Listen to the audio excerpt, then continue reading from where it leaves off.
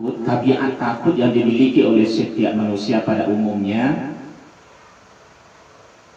takut manusia terjatuh, takut tertusuk benda tajam, takut terbakar api, takut hanyut tenggelam, termasuk takut kalau terkena wabah. Itu khaufut tabi'i. Rasa khaufun itu tidak saja dimiliki oleh kita hari ini, bahkan Nabi dan Rasul juga memiliki rasa itu. Rasulullah setiap peperangan, beliau panglimanya. Beliau menggunakan baju besi. Tidak cukup baju besi saja, bahkan dilengkapi dengan helm besi. Kalau sekarang orang di swalayan kasir pakai face shield namanya, yang bening itu sampai di bawah dagu, takut kena wabah. Rasulullah dulu tidak face shield, bahkan helm besi. Kenapa Rasulullah berperang gunakan benda itu? Padahal nyawa beliau itu dijamin keselamatannya setiap peperangan apapun oleh Allah dan dilindungi oleh malaikat dengan seizin Allah. Jawabnya, karena Rasul juga memiliki khaufut tabi'i, takut secara manusiawi kalau tertusuk benda tajam, tertusuk senjata musuh. Hukum memiliki khaufun tabi'i ini adalah mubah, boleh, karena Allah memang memberikan rasa itu kepada setiap manusia.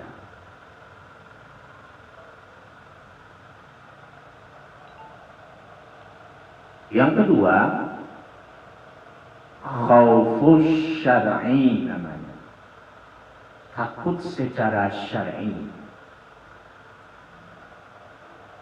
Takut secara syar'i ini adalah takut yang dimiliki oleh mukmin, rasa yang dimiliki oleh mukmin kalau dalam hidup ini tersembah Tuhan yang bukan Allah. Kalau dalam hidup ini tersembah Tuhan yang bukan Tuhan yang Maha Esa. Rasa takut ini hukumnya dimiliki, wajib dimiliki oleh setiap mukmin. Ngeri dia, takut dia. Kalau dalam hidup ini segala aktivitasnya bertentangan dengan apa yang dikehendaki oleh Allah Subhanahu wa Ta'ala.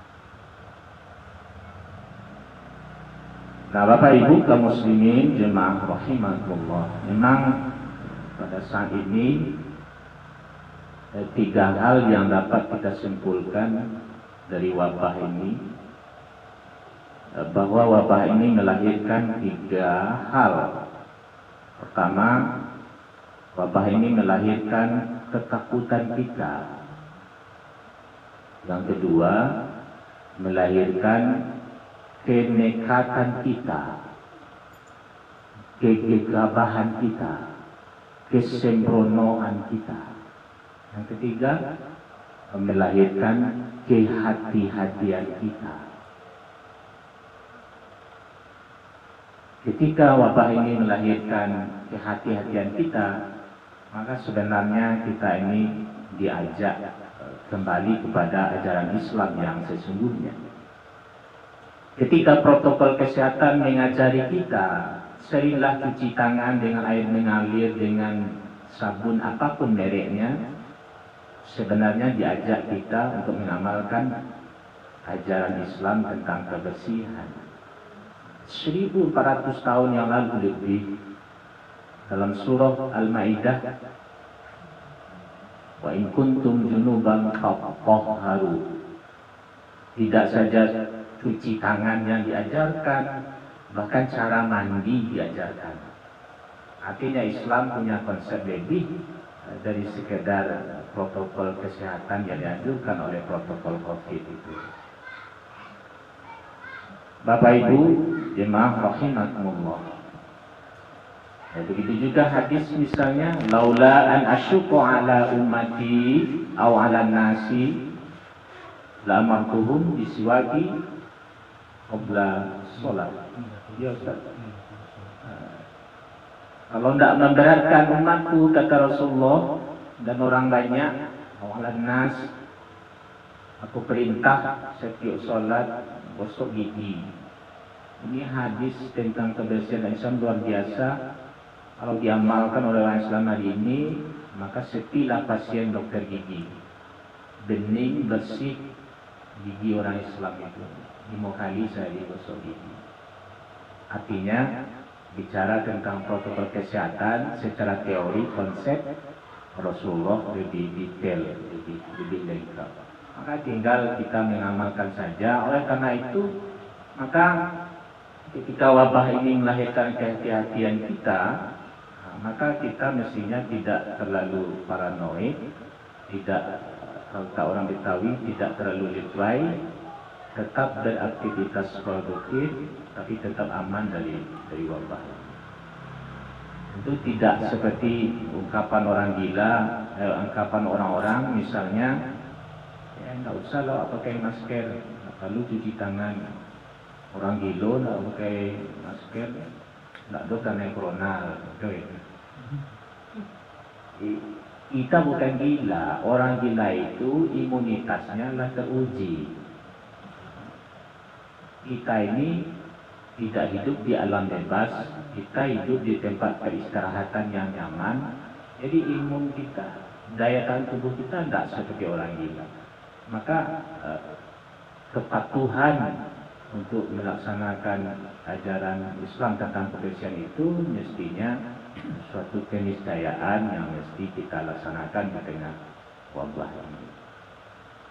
Bapak Ibu kaum muslimin jemaah takziah rahimakumullah. Berikut wa naqsim minal amwal. Jauh dulu ya bagian. Lalu bagian. Ai pun ada anak gilo tadi. apa kalau awak kalau ngajar sekolah awak suruh nak pulang atau suruh cuci muka. Masih kendaraan lalu muri.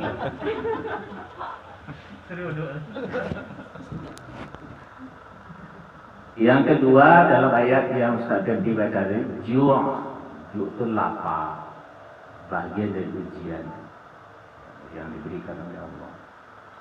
Berikut, wa naqsi minal amwal, kurang harta, paceklik. Bagian dari efek wabah ini, PHK jadi puluhan ribu orang di mana-mana. Termasuk foto juga, foto juga, masuk ya. Ada yang bayarnya Ustaz tadi. Pembayaran tadi sih. Iya, ada itu efek corona juga. Kemudian ini anfus ini kekurangan jiwa, kematian. Ini yang ditimpakan oleh Allah kepada sahabat kita, Pak Syaril, meninggalnya One tersayang pada usia 74 tahun yang bernama Nur Jadni, cahaya surgaku. Yaitu tadi Nur Jadni. Kalau panjang ini mat asli cahaya surga.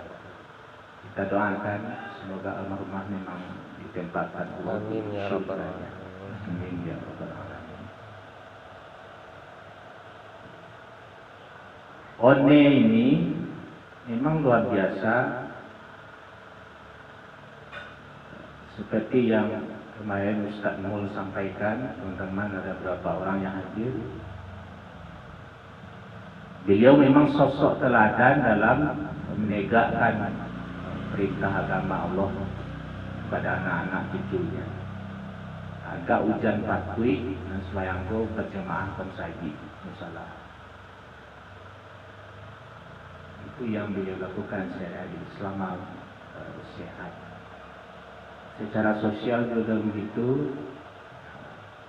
sering mengantar makanan kepada petugas-petugas masjid, termasuk saya secara pribadi, saya juga menikmati bala makna sama makhluk sama Umi. Beliau memang luar biasa. Kalau beliau seusia 78 tahun lalu meninggalkan kita, tentu sudah banyak karya-karya ibadah yang beliau kumpulkan, beliau bawa. Maka tinggal kita lagi. Kalau cerita beliau sudah menjadi kenang dan teladan buat kita, tentu kita lagi.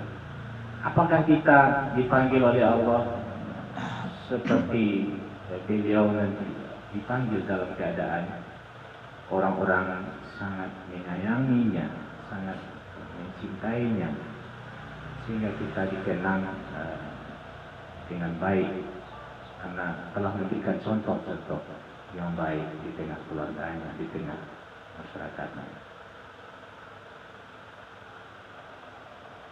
Rasanya kalau panjang lo ceramah ke guru PAI, namanya sampai guru PAI tidak etis. Nah, tidak etis. Kenapa John? Nah, kalau di tepi sawah pohon sagu ditabang untuk makanan sapi. Kalau PAI takziah menceramahi guru PAI dilarang lama-lama. Terima kasih. Ya Allah. Terima kasih. Inilah yang kita sampaikan. Memang kalau di hadapan di PAI buat ceramah, ayo bantu ikut. Apalagi di hadapan koordinator kita yang hadir, luar biasa ini. Terima kasih, banyak maaf. Subhanakallahumma wa bihamdika asyhadu an la ilaha illa anta astaghfiruka wa atubu ilaik. Assalamualaikum warahmatullahi wabarakatuh.